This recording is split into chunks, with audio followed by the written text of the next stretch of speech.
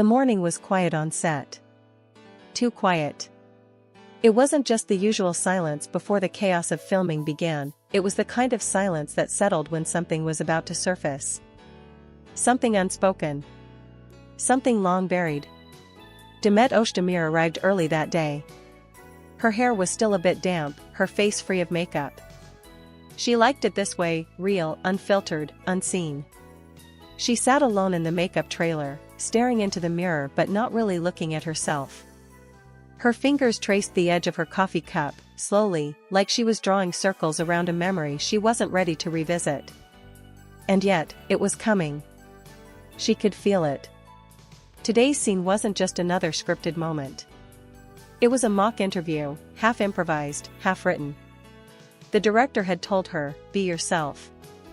As much as you can. Let the character bleed into you. Or let yourself bleed into the character. Whichever hurts more. That line stuck with her. When she stepped onto set, something felt different. The lights were softer than usual. The crew was quieter. Even the co-star who would play the interviewer looked at her differently, like he knew today wouldn't be acting. The cameras rolled. The questions started. At first, they were easy. Surface level. What drew you to this character? What's your favorite scene? She answered with a smile, her voice steady. She had done this 100 times. But then, without warning, the next question came. Do you still love him? Silence.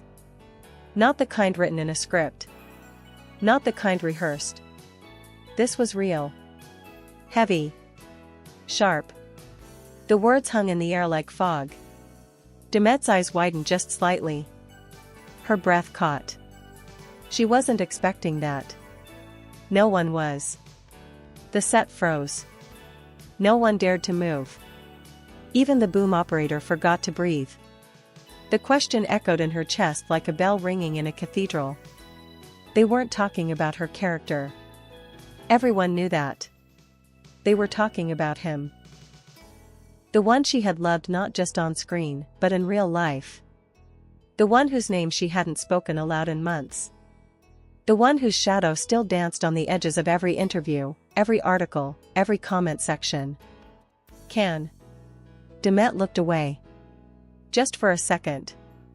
But in that second, her entire story was written on her face. The memories, the nights, the arguments, the silence between them, the kind that says more than shouting ever could. She didn't speak right away. She couldn't. Everyone waited. She finally lifted her eyes, gently, like they were carrying weight. Her lips parted, but no words came out. Only a breath. A breath full of everything. The interviewer didn't repeat the question. He didn't have to. Then, something happened. A soft, almost imperceptible nod. Not quite a yes. Not quite a no, but enough. Enough for anyone watching to feel it like a punch to the chest. The director didn't call cut. He didn't need to. The moment had already been captured. Raw, unscripted, unforgettable. Demet got up slowly, not saying a word, and walked off set. She went to her trailer, locked the door, and sat down on the couch. Hands trembling, she finally let out the breath she'd been holding. And that's when it hit her. She never really stopped loving him. She had promised herself she wouldn't cry today. Not on set. Not in front of people. Not because of him. But in the quiet of her trailer, with no cameras, no microphones, no one asking questions, the tears came anyway. Slow. Silent. Like old friends returning after a long absence. She leaned back, staring at the ceiling, wondering how a single question could unravel her so completely. It wasn't even unexpected, people had whispered about it for months. Every time she posted a photo, every time she showed up alone at an event, the comments were there. Is she over him? Did they really break up? Do you think she still loves him? And now someone had finally said it out loud. And she had felt her heart stutter in her chest. Demet wiped her eyes, angrily. She wasn't supposed to still feel like this. Time was supposed to fix things. But time hadn't done anything except make her miss him in quieter, crueler ways. She picked up her phone, thought about texting him. Just something. A single word, even. "Did you hear? They asked me about you today." I didn't know what to say. But her fingers froze above the screen. Because she knew what would happen. He wouldn't reply. Or worse, he would, and it would be polite. Cold. Like strangers pretending they never shared a lifetime in a few short years. So she put the phone down. She remembered the first time she met him. It wasn't fireworks. It wasn't movie magic. It was a glance. Just a glance. But there was something in his eyes, something that said, "I see you." And she had never been seen like that before.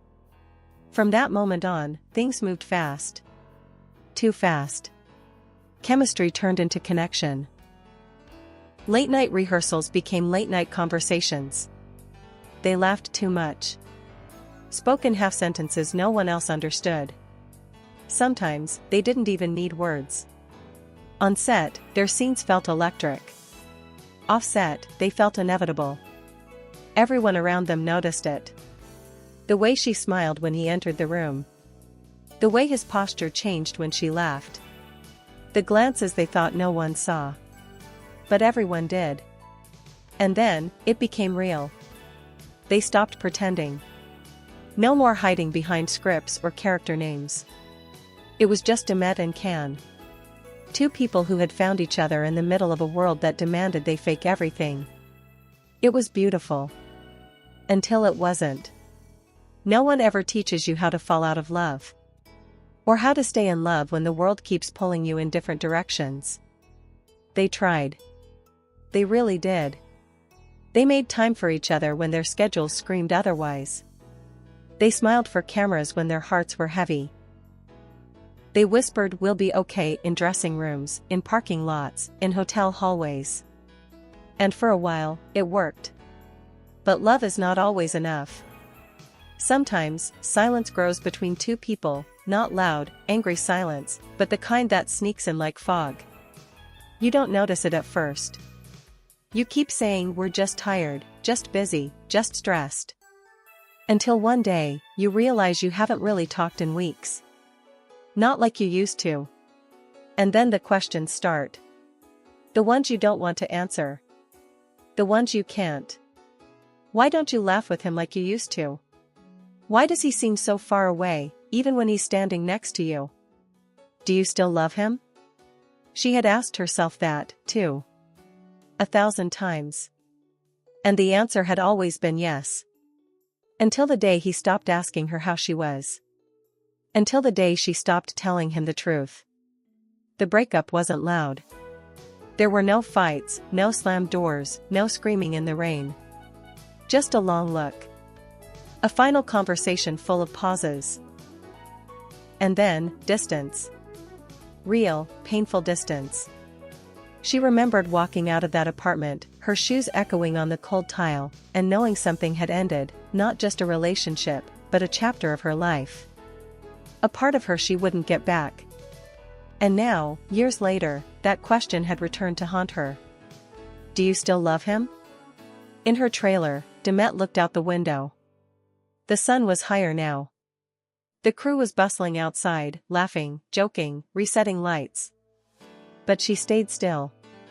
Something inside her was shifting. Maybe it wasn't about whether she still loved him. Maybe it was about the love that still lived inside her, quiet, patient, waiting. Maybe it never left. Maybe it just changed form. A knock came at her door. A soft one. Demet? They're ready for you. She stood up. Straightened her shirt. Took a breath. As she opened the door, the light from outside hit her face, and she squinted for a second. Not just from the brightness, but from the sudden weight of what she was about to carry back onto set. She stepped out. But before walking away, she turned back and looked at her phone once more. It was still there, on the couch. Still blank. still waiting for a message that would never come. And yet, for a second, she smiled.